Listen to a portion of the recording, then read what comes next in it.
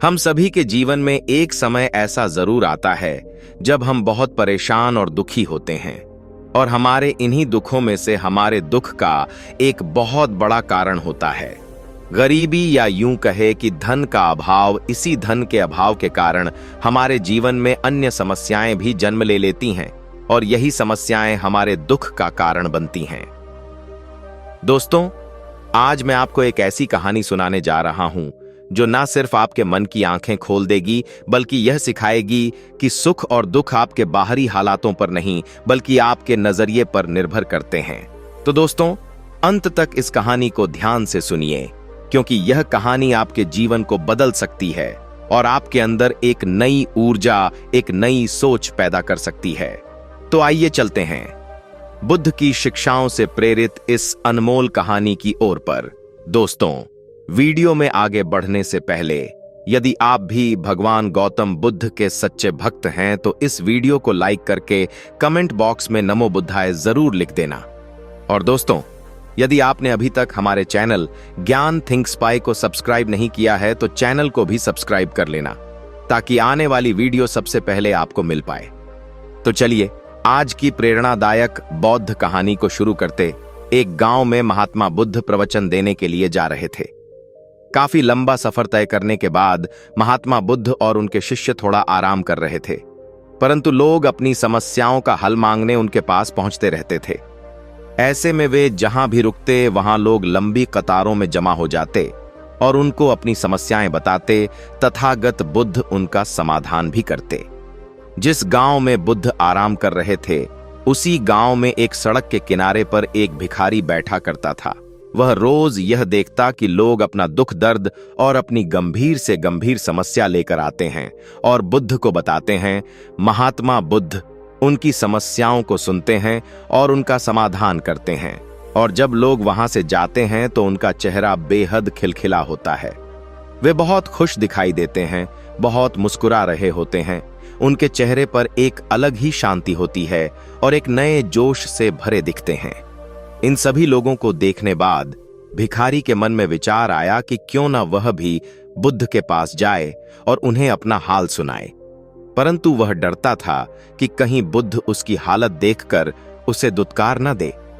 लेकिन अपने डर को नजरअंदाज करते हुए एक दिन गहरे चिंतन के बाद हिम्मत करके वह भिखारी बुद्ध के पास गया। वहां लोग लंबी लंबी लाइनों में खड़े रहते और एक एक कर अपनी समस्याओं का समाधान लेकर वहां से चले जाते। ऐसे में महात्मा बुद्ध के चेहरे पर सदा मुस्कान बनी रहती और वे हमेशा इसी तरह समस्या का हल बहुत ही सहजता और आसानी से बता देते। भिखारी भी जब उनके पास पहुंचा तो उन्हें प्रणाम करते हुए बोला, हे भगवान, इस जगह पर सभी लोग खुश व समृद्ध हैं, सभी अपना जीवन खुशी से जी रहे हैं, पर मैंने ऐसा क्या किया है जो मेरे जीवन में कोई खुशी नहीं है? आखिर मेरे ही साथ ऐसा क्यों होता है? मैं इतना गरीब और निर्धन क्यों हूं? मैंने तो कभी किसी का बुरा नहीं किया जिससे मुझे जीवन में यह दुख झेलना पड़ रहा है। उसकी पूरी बात सुनने के बाद बुद्ध बोले, तुम गरीब इसीलिए हो क्योंकि तुमने सिर्फ मांगा है, कभी किसी को कुछ दिया नहीं है। इसीलिए तुम्हारे साथ ऐसा होता है। यही कारण है जिस वजह से तुम हमेशा दुखी रहते हो। जब तक तुम्हारे मन में देने का भाव नहीं होगा, तुम्हें खुशी नहीं मिल सकती। वहां बैठे सभी लोग बुद्ध की यह बातें सुन रहे थे। सब लोग हैरान थे और सबके मन में यह सवाल उठने लगा कि यह गरीब आखिर किसी को क्या दे सकता है। यहां तक कि उस भिखारी के मन में भी यही बात चल रही होती है कि आखिर वह किसी को क्या दे सकता है।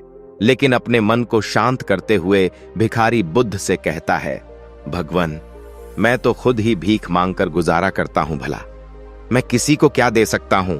मेरे पास तो देने के लिए कुछ भी नहीं है।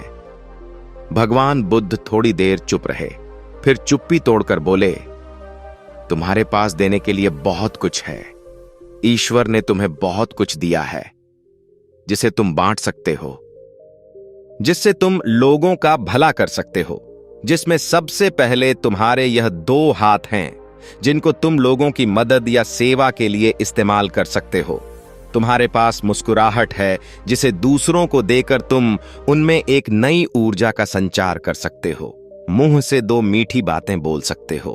ईश्वर ने जिनको यह 3 चीजें दी हैं, उनको कभी कोई निर्धन और दुखी नहीं कर सकता। निर्धन होने का विचार तो सिर्फ हमारे मन में पनपता है। यह सिर्फ एक भ्रम है जिससे तुम्हें उभरना चाहिए और अपनी जिंदगी की नई शुरुआत करनी चाहिए। दोस्तों, कहानी के अंत में मैं आपसे बस इतना ही कहना चाहूंगा कि हाथ फैलाने की जगह देना सीखो। जरूरी नहीं कि सिर्फ आर्थिक मदद को ही मदद कहते हैं। कई बार प्यार से कहे गए कुछ शब्द भी किसी को सहारा दे सकते हैं। दरअसल आज के दौर में तो हम मंदिर भी जाते हैं तो सिर्फ मांगते हैं, किसी को कुछ देने का ख्याल मन में आता ही नहीं। और अगर देखा जाए तो आप जिस चीज के लिए जितना ज्यादा हाथ फैलाते हैं, वही चीजें आपसे और ज्यादा दूर होती चली जाती हैं। बुद्ध हमेशा कहते हैं कि जितना हमारे पास है उतने से जिसको जितना दिया जा सकता है। 2 अर्थात जिस इंसान में किसी को कुछ देने की भावना होती है वह कभी गरीब नहीं हो सकता।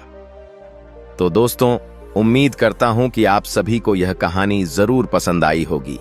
इसी प्रकार और भी कहानियों को सुनने के लिए हमारे ज्ञान थिंक स्पाई यूट्यूब चैनल को लाइक करें, कमेंट करें और चैनल को सब्सक्राइब जरूर करें। धन्यवाद।